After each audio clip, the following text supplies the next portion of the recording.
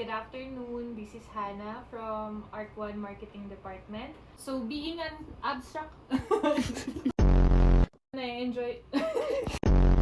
So, tara! Let's get... So, tara!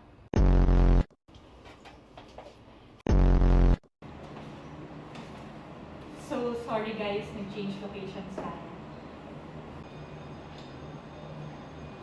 Okay.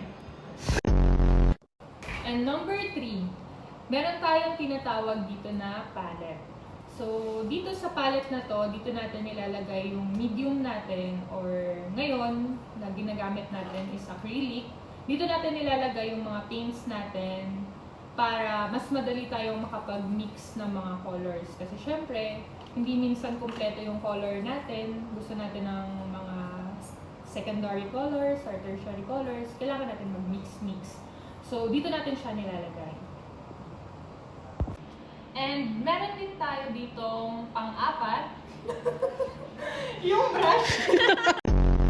Meron tayong tinatawag na brush. So, alam ko familiar na tayo lahat dito. So, ito yung ginagamit natin sa canvas para mas ma-apply natin ng maayos yung acrylic.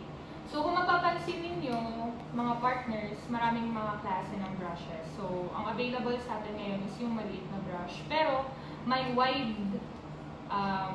lang siya na scope ng brush and then may mas manipis. So, ito, yung mga naka-wide na feature. Wow, feature! So, when it comes to color naman,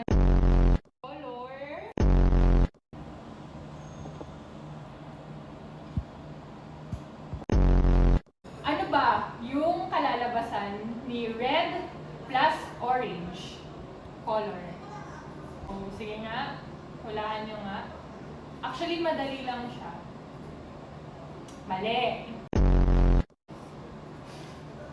Malapit na, pati na lang. Kaya siya tertiary color. So ngayon, ang question ko sa iyo, partner, ano ang kalalabasan ni red at ni orange?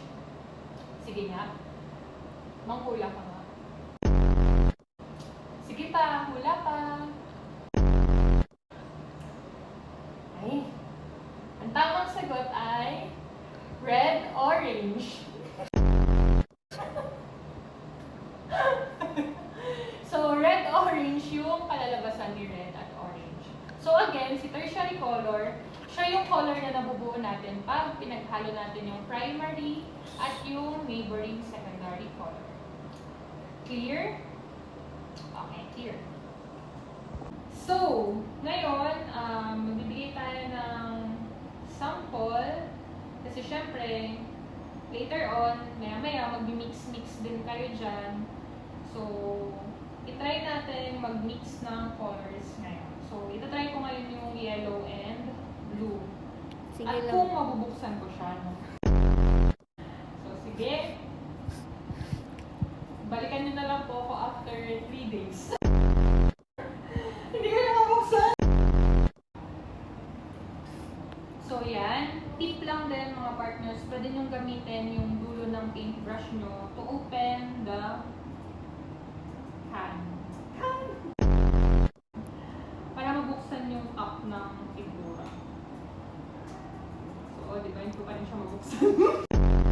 Ito yung kinalabasan ng yellow tsaka blue.